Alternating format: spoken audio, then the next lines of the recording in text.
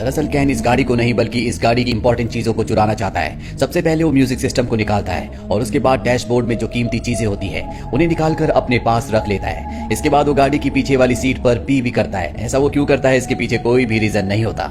और अब जब उसने अपना काम पूरा कर लिया है वो गाड़ी का दरवाजा खोलने की कोशिश करता है लेकिन दरवाजा नहीं खुलता। उसे लगता है कि वो आसानी से दरवाजा खोल लेगा लेकिन पूरी कोशिश करने के बाद भी दरवाजा नहीं खुलता। वो अब भी ज्यादा परेशान नहीं होता। उसे लगता है कि दूसरा दरवाजा खुल जाएगा। वो दूसरे दरवाजे को खोलने की कोशिश करता है पर वो भी लॉक्ड होता है। वो उसे भी नहीं खोल पाता और अब उसकी चिंता थोड़ी थोड़ी बढ़ना शुरू हो जाती है। पर अब भी कैन पूरी तरह से कॉन्फिडेंट होता है क्योंकि वो गाड़ी के फ्रंट ग्लास को तोड़कर बाहर निकल सकता है। वो अपने पैरों से फ्रंट ग्लास को तोड़ने की कोशिश करता है। वो कई बार उस पर किक करता है लेकिन पूरी कोशिश करने के बाद भी फ्रंट ग्लास नहीं टूटता और अब उसकी टेंशन धीरे धीरे बढ़ना शुरू हो जाती है। वो गाड़ी के टायर खोलने वाले टूल को निकालकर फ्रंट शीशे पर कई बार मारता है लेकिन इसका भी कोई फायदा नहीं होता। उसे कुछ समझ नहीं आ रहा होता, इसीलिए दरवाजे के लॉक वाले डोर के प्लास्टिक को वो खोलता है और जब वो ऐसा कर रहा होता है तभी उसका हाथ कट जाता है। कैन की परेशानियां अब और भी ज्यादा बढ़ चुकी है, इसीलिए वो गाड़ी की पिछली सीट पर चला जाता है जहां पर उसने पी किया था। अपने बैग से गन निकालता है और गन से गाड़ी के फ्रंट ग्लास पर शूट करता है लेकिन गोली टकराकर उसके पैर पर लग जाती है। और यहाँ पर हमें पता चलता है कि इस गाड़ी के जितने भी शीशे हैं वो सब के सब बुलेट प्रूफ हैं। कैन के हाथ के साथ अब उसका पैर भी जख्मी हो चुका है। वो अपनी टी शर्ट निकालकर अपने पैर के घाव पर बांध लेता है। तभी वो एक लड़की को देखता है। वो उसे आवाज देता है और लड़की गाड़ी के पास आ जाती है। वो अपने बैग से लिपस्टिक निकालती है और गाड़ी की साइड विंडो पर अपना चेहरा देखकर लिपस्टिक लगाती है। इसके बाद वो जाने लगती है। कैन जोर जोर से चिल्लाने लगता है लेकिन वो उसकी आवाज नहीं सुनती। दरअसल ये पूरी की पूरी गाड़ी साउंड प्रूफ है। साथ ही इस गाड़ी के शीशों से अंदर से बाहर तो देखा जा सकता है लेकिन बाहर से कोई भी अंदर नहीं देख सकता। यानी कि अब कैन इस गाड़ी में बुरी तरह से फंस चुका है। उसे कुछ समझ नहीं आता कि उसे क्या करना चाहिए। अब वो अपने फोन से अपनी पत्नी को कॉल करने की कोशिश करता है लेकिन तभी उसका फोन ऑफ हो जाता है क्योंकि उसकी बैटरी बहुत ज्यादा लो थी। यहाँ पर कैन को बहुत ज्यादा प्यास लगी होती है, इसीलिए उसके पास पेप्सी की जो बोतल होती है उससे पूरी की पूरी पेप्सी पी जाता है। अब धीरे धीरे दिन ढल जाता है और रात हो जाती है।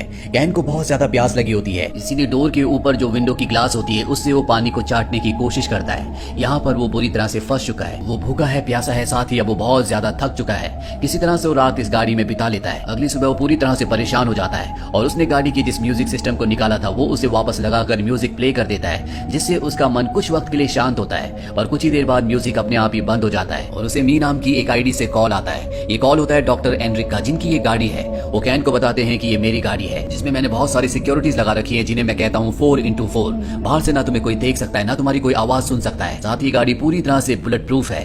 इस गाड़ी से निकलने का एक ही रास्ता है और वो है नीचे टैंक से। लेकिन अगर तुमने ऐसे किया तो मैं इस गाड़ी को ब्लास्ट कर दूंगा क्योंकि टैंक के नीचे मैंने एक्सप्लोसिव लगा रखा है। डॉक्टर एनरिक उसे अपनी पर्सनल लाइफ के बारे में भी बताते हैं कि मेरी पत्नी अब इस दुनिया में नहीं है लेकिन मेरी पत्नी और मेरी ग्रैंड चाइल्ड मेरे साथ रहते हैं। साथ ही वो बताते हैं कि उन्हें बहुत ही खतरनाक बीमारी है और कुछ ही महीनों में उनकी मृत्यु होने वाली है। लेकिन कैन को इस बात से कोई फर्क नहीं पड़ता। वो उन्हें धमकी देता है कि अगर तुमने मुझे फ्री नहीं किया तो मैं तुम्हें और तुम्हारे परिवार को मार दूंगा। पर डॉक्टर को इस धमकी से कोई फर्क नहीं पड़ता क्योंकि वो साइको हो चुका है। केन अब डॉक्टर से कहता है कि मुझे यहाँ पर बहुत गर्मी लग रही है, मुझे यहाँ से बाहर निकालो। और अब फोन कट हो जाता है और गाड़ी का एसी अपने आप ही ऑन हो जाता है। और गाड़ी का एसी ऑन होने से धीरे धीरे गाड़ी में ठंड बढ़ना शुरू हो जाती है। गाड़ी का टेम्परेचर बहुत ज्यादा डाउन हो चुका है। यहाँ पर कैन कांपना शुरू कर देता है। अपनी टी शर्ट को एक बार फिर से पहन लेता है लेकिन इसका कोई फायदा नहीं होता क्योंकि यहाँ पर ठंड बहुत ज्यादा है। उसके होंठ नीले होना शुरू हो जाते हैं। वो हाइपोथर्मिया का शिकार हो रहा है। साथ ही उसके पैर में जो घाव है वो भी अब इन्फेक्टेड हो चुका है। और इससे पहले कि उसकी जान जाती डॉक्टर एनरिक एसी को बंद कर देते हैं और अब यहाँ पर उसे कुछ भी समझ नहीं आ रहा होता कि वो क्या करे। तभी वो देखता है कि एक पुलिस वाला गाड़ी के पास आ रहा है। उसके अंदर एक उम्मीद जागती है। वो चिल्लाकर उसे आवाज लगाता है लेकिन पुलिस वाला ना उसकी आवाज सुन सकता है ना ही उसे देख सकता है। दरअसल वो यहाँ पर इस गाड़ी का चालान काटने के लिए आया होता है क्योंकि ये गलत जगह पर यानी कि नो पार्किंग पर खड़ी होती है। पुलिस वाला गाड़ी के चालान को फ्रंट शीशे पर रखकर चला जाता है। कैन अब हर एक उम्मीद को खो चुका है। तभी उसके अंदर उम्मीद जागती है क्योंकि यहाँ पर एक चोर आता है जो गाड़ी के दरवाजे को खोलने की कोशिश करता है। पर कैन की किस्मत बिल्कुल अच्छी नहीं होती। पड़ोस के लोग उस चोर को देख लेते हैं, उसका पीछा करते हैं। हालांकि चोर यहाँ से भाग जाता है लेकिन अब पुलिस यहाँ पर आ चुकी है। गाड़ी के आसपास कई सारे लोग होते हैं लेकिन किसी को भी नहीं पता कि इसके अंदर कोई फंसा हुआ है, इसीलिए सबके सब यहाँ से चले जाते हैं। अब कैन को एक बार फिर से डॉक्टर का कॉल आता है। डॉक्टर उसके बारे में और भी जानना चाहता है। कैन उसे बताता है कि वो इस दुनिया के रूल्स को नहीं मानता। यहाँ के जो अमीर लोग हैं वो गरीबों को कुचलना चाहते हैं और वो कभी भी ऐसा नहीं होने देना चाहता, इसीलिए वो चोरी करता है। जैसे उसके पिता और उसके ग्रैंडफादर किया करते थे। कोई अगर उसे गन पॉइंट पर रखकर भी ये काम करने से मना करेगा तब भी वो यही काम करेगा। और अब डॉक्टर को उसका ये जवाब अच्छा लगता है, इसीलिए वो उसे बताता है कि गाड़ी की सीट के पीछे एक पाइप है जिसके अंदर गाड़ी को साफ करने का पानी है, तुम उस पानी को पी सकते हो। और ये सुनने के बाद गाड़ी के पीछे से उस पाइप को निकालता है और उस पाइप से पानी को एक बोतल में भरता है। हालांकि उस पानी में केमिकल भी होता है, लेकिन कैन इस बात की परवाह नहीं करता और एक ही घूंट में पूरा पानी पी जाता है क्योंकि उसकी पूरी बॉडी डिहाइड्रेटेड हो चुकी होती है। इसी तरह से एक और दिन बीत जाता है और अब अगली सुबह दिखाया जाता है कि कैन के दिमाग पर भी असर पड़ना शुरू हो गया है। वो फिजिकली और मेंटली बहुत ज्यादा कमजोर हो चुका है, इसीलिए वो अपने माइंड को बिजी रखने के लिए पेपर पर गाड़ी के जो इंटीरियर होते हैं उसकी डिजाइन बनाना शुरू कर देता है। वो बहुत ज्यादा भूखा होता है, इसीलिए कागज खाना शुरू कर देता है, जिसके बाद उसे फिर से प्यास लगना शुरू हो जाती है और अब उसके पास अपना यूरिन पीने के अलावा कोई भी रास्ता नहीं होता और मजबूरी में उसे ऐसा करना पड़ता है। और तभी उसे डॉक्टर का कॉल आता है। डॉक्टर की बात उसने मानी होती है, इसलिए डॉक्टर उसे कहता है कि गाड़ी के डैशबोर्ड के नीचे एक चॉकलेट है, तुम उसे खा सकते हो। कैन जल्दी से उस चॉकलेट को निकालता है और खा लेता है, जिसके बाद उसकी बॉडी में थोड़ी सी एनर्जी आ जाती है। कैन की फोन की जो बैटरी होती है वो उसे निकाल कर गाड़ी के डैशबोर्ड के ऊपर रख देता है ताकि वो सोलर एनर्जी से कुछ चार्ज हो जाए। और तभी उसे एक बार फिर से डॉक्टर का कॉल आता है। वो कैन को बताता है कि मैं तुम्हारे घर गया था, जहाँ मैं तुम्हारी बीवी और तुम्हारे बच्चे से मिला।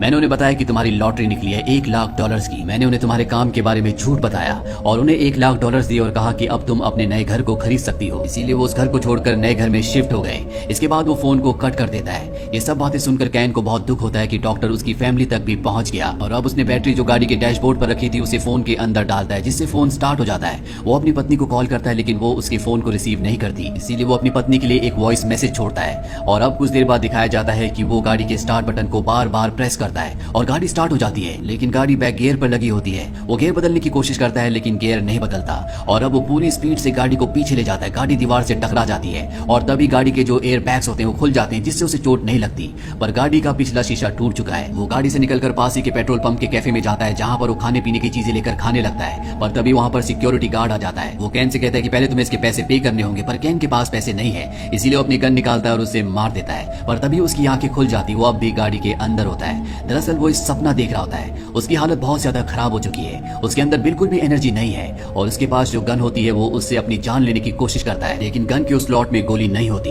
और तभी यहाँ पर एक बार फिर से डॉक्टर का उसे कॉल आता है और तभी गाड़ी की लाइट्स अपने आप ही जल जाती है। उसके सामने डॉक्टर होता है। डॉक्टर फोन से उसे बात कर रहा होता है, पर अब वो गाड़ी के अंदर आ जाता है क्योंकि वो जानता है कि केन की हालत बहुत ज्यादा खराब हो चुकी है। उसके अंदर इतनी ताकत नहीं है कि वो उसके ऊपर हमला कर सके। गाड़ी के अंदर आने के बाद वो केन को बताता है कि आज से पहले मुझे 28 बार लूटा गया है, इसीलिए मैंने ऐसी गाड़ी बनाई जिसके अंदर मैं किसी भी चोर को फंसा सकूं और अब तुम फंस चुके हो, तुम यहाँ से जिंदा नहीं जा सकते।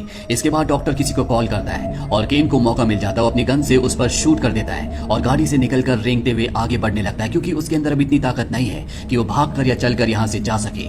पर डॉक्टर को गोली छू करने के लिए होती है। वो अब भी पूरी तरह से ठीक होता है। वो केन के पास आता है और उसे मारता हुआ उसकी गन को छीन लेता है और एक बार फिर से केन को गाड़ी के अंदर ले जाने लगता है, लेकिन गन की आवाज से यानी कि गोली की आवाज से यहाँ पर पुलिस आ चुकी होती है और वो डॉक्टर से कहती है कि इसे छोड़ दो, लेकिन डॉक्टर केन को गन पॉइंट पर ले लेता है और पुलिस वाले को बताता है कि ये एक चोर है, इसने मेरी एसयूवी चुराने की कोशिश की, इसने मेरे ऊपर गोली चलाई और अब मैं इसके साथ खुद ही निपट लूंगा, ये तुम्हारा प्रॉब्लम नहीं है। लेकिन पुलिस वाला उसे कहता है कि इसे छोड़ दो, और डॉक्टर उसकी बात नहीं मानता और कुछ ही देर में यहाँ पर रिपोर्टर्स और पुलिस की और भी गाड़ियां आ जाती है और इन्हीं में एक पुलिस ऑफिसर आता है जिसका नाम एमेडियो होता है। दरअसल अब वो रिटायर हो चुका है और वो डॉक्टर से बात करता है। वो उसे कन्विंस करने की कोशिश करता है कि तुम्हें इसे छोड़ना होगा, पर डॉक्टर उसकी बात नहीं मानता। वो कहता है कि पुलिस वाले अपना काम अच्छे से नहीं करते, इसीलिए इनके जैसे चोर आजादी से घूमते हैं और उसका नुकसान हम आम जनता को उठाना पड़ता है। मैं जो कर रहा हूँ बिल्कुल ठीक कर रहा हूँ। यहाँ पर जितने भी लोग होते हैं आधे लोग डॉक्टर की साइड हो जाते हैं और वो चाहते हैं कि वो केन को मार दे, पर आधे लोग चाहते हैं कि वो केन को फ्री कर दे।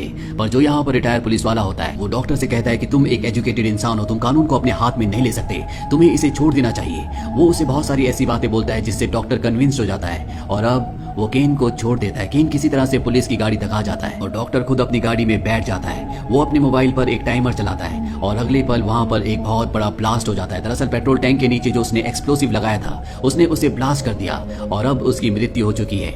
वही केन को दिखाया जाता है जो ये देखकर पूरी तरह से सैड हो चुका है, पर अब वो फ्री है और उसने जो भी अपराध आज तक किए थे इसके लिए पुलिस उसे अरेस्ट कर लेती है। वही सारे के सारे लोग डॉक्टर के बारे में बोल रहे होते हैं। वो कहते हैं कि ये एक समुराई डॉक्टर था जिसे अपने ऊपर पूरा विश्वास था, जो कर रहा था उसे विश्वास था कि वो पूरी तरह से ठीक था और ये गवर्नमेंट को एक बहुत बड़ा सबक है। कम से कम इस बड़ी घटना के बाद पुलिस प्रशासन अपने काम को अच्छे से करेगी और शहर में जो चोरी की वारदातें होती है उन्हें पूरी तरह से कंट्रोल में ले लेगी।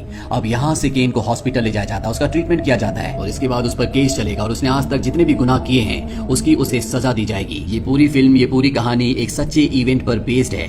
ये फिल्म ईयर 2019 में रिलीज हुई थी। IMDb पर इसकी रेटिंग है 5.7। उम्मीद करते हैं कि ये कहानी आपको पसंद आई होगी।